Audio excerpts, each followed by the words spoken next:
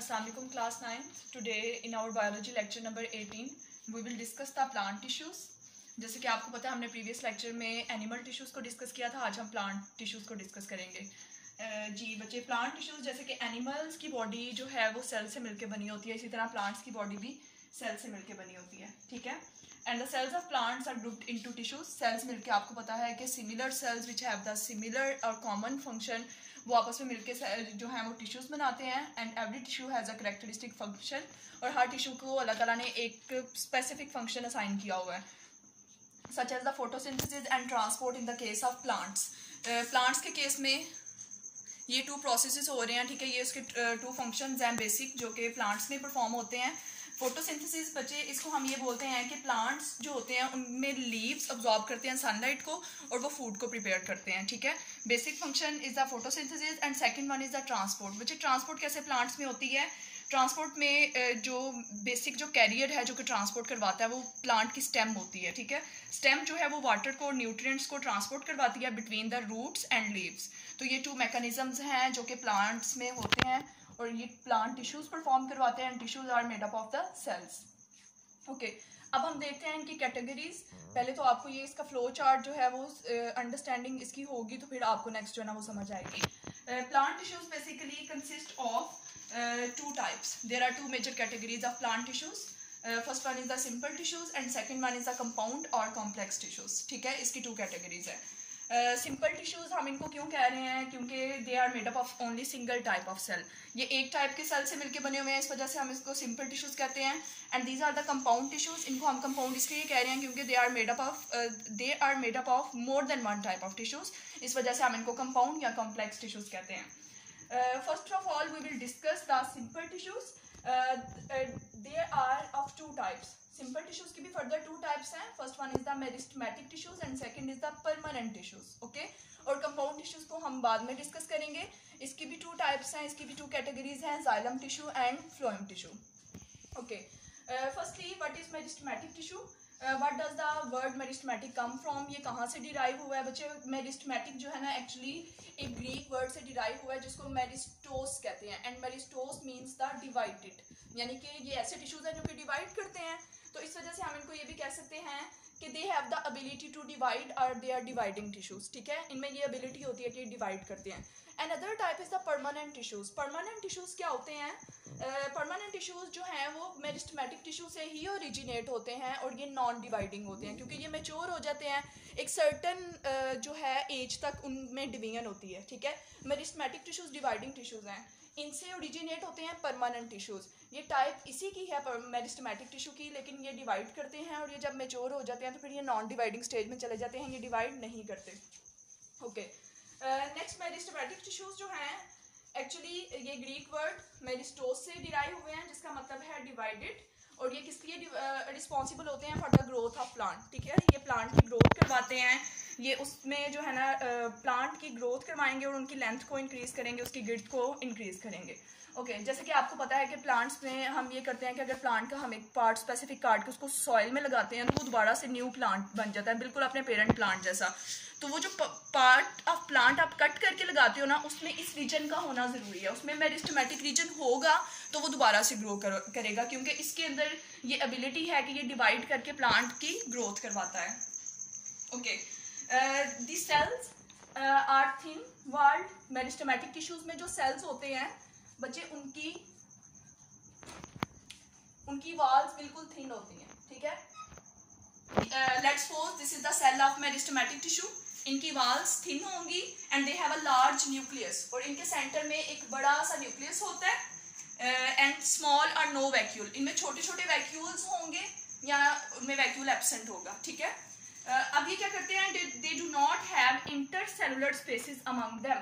अब जो meristematic tissues के सेल्स हैं वो इस तरह से एक दूसरे के साथ अटैच होते हैं। They do not have any intercellular spaces among them. Inter means between two cells, okay. तो इन दोनों सेल्स के दरमियान आपको कोई स्पेस नजर नहीं आ रही, तो मीन्स के मेरिस्टमेटिक टिश्यूज में जो सेल होते हैं उनकी वॉल थिन होती है, उनमें एक बड़ा सा न्यूक्लियस होता है सेंटर में, उनमें छोटे छोटे वैक्यूल्स होते हैं या तो वो एब्सेंट होते हैं, ठीक है। और उसके अलावा इनके दरमियान जो इंट्रा सेलुलर स्पेसिस हैं दो सेल्स के दरमियान वो बिल्कुल भी नहीं होती। The main two types of meristematic tissues are recognized in plants. These two types are apical meristem and lateral meristms. बच्चे एपिकल मेरिस्टम्स की लोकेशन हम देखते हैं, फिर हम लेटरल मेरिस्टम की लोकेशन देखेंगे. Apical meristems are located at the apices. ये एपिसिस पे होते हैं.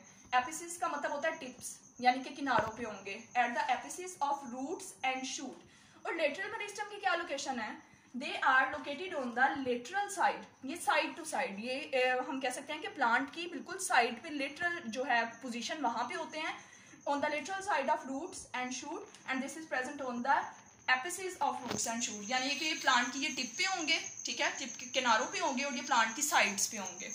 अब हम देखते हैं इन दोनों का फंक्शन क्या है.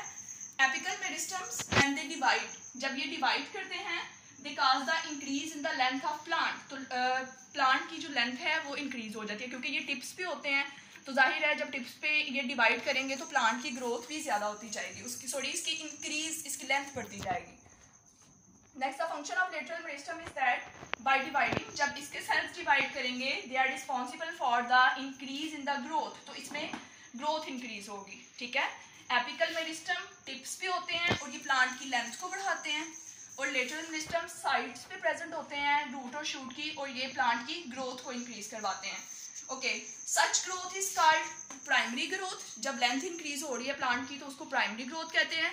और जब प्लांट की विड्थ यानी कि गिर्थ, उसका जो ग्रोथ है वो इंक्रीज हो रही है, उसकी थिकनेस ज्यादा हो रही है, तो इसको हम सेकेंडरी ग्रोथ कहते हैं. इनमें शॉर्ट क्वेश्चन में डिफरेंस आ सकता है आपको, ठीक है.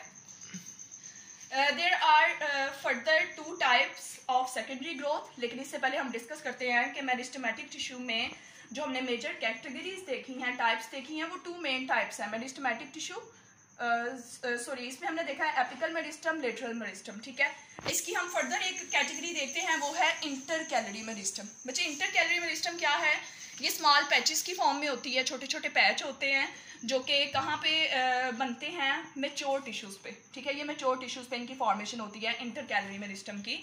दीज आर कॉमन इन, ये ग्रासेस वगैरह में कॉमन होते हैं, या बैम्बो प्लांट्स होते हैं उनमें कॉमन होते हैं, ठीक है. अब ये ग्रासेस में आपको पता है कि इनका क्या रोल है कि इंटरकैलरी मेरिस्टम का बहुत छोटा सा पोर्शन होता है ग्रास के अंदर.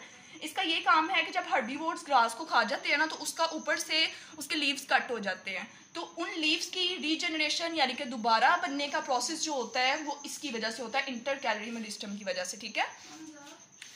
Next, lateral meristems are further of two types. First one is the vascular cambium and second is the cork cambium.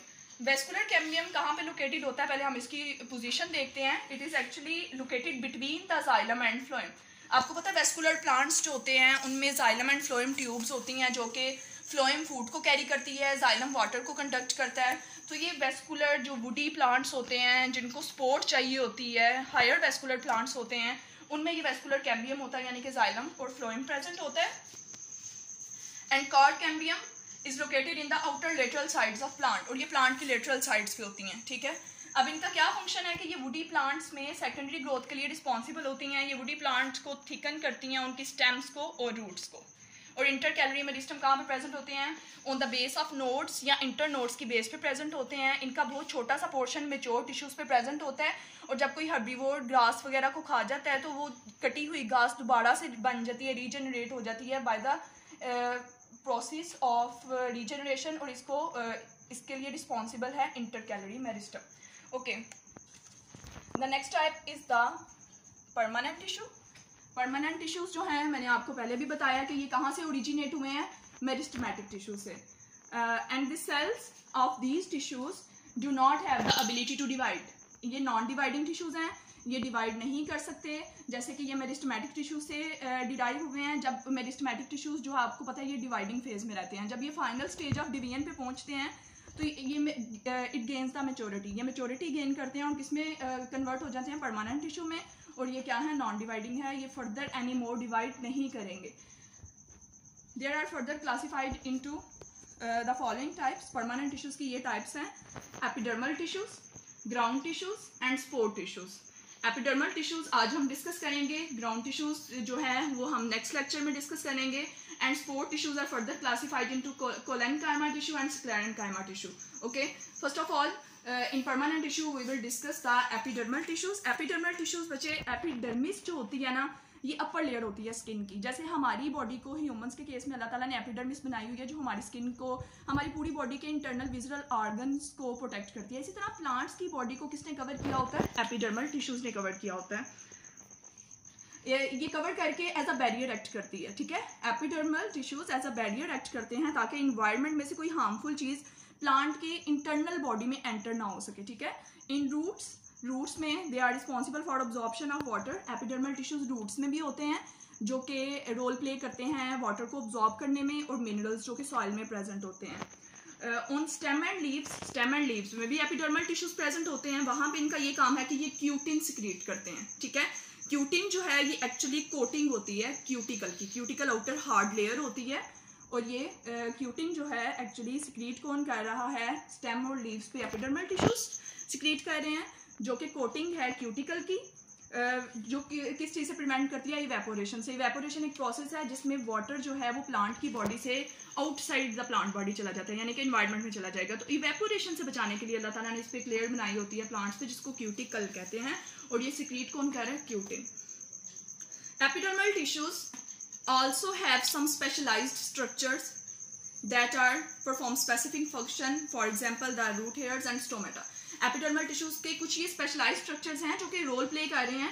First one is the root hairs. बच्चे रूट हेयर्स क्या कहते हैं? जैसे प्लांट्स के केस में अगर हम प्लांट्स की बात करें तो ये इसकी रूट्स हैं, रूट्स के साथ इस तरह से इसके हेयर्स, टाइनी हेयर्स अटैच होते हैं रूट्स के साथ। इनका यहाँ पे क्या फंक्शन है कि ये सरफेस एरिया इंक्रीज करते हैं for the absorption of water and minerals. तो ये कौन सिक्रीट कर रहा है? एपिडर्मल टिश्यूज ही ये प्रोवाइड कर रहे हैं। और रूट हेयर्स क्या कर रहे हैं? यहाँ पे वाटर की अब्जॉर्प्शन को मैक्सिमाइज कर रहे हैं।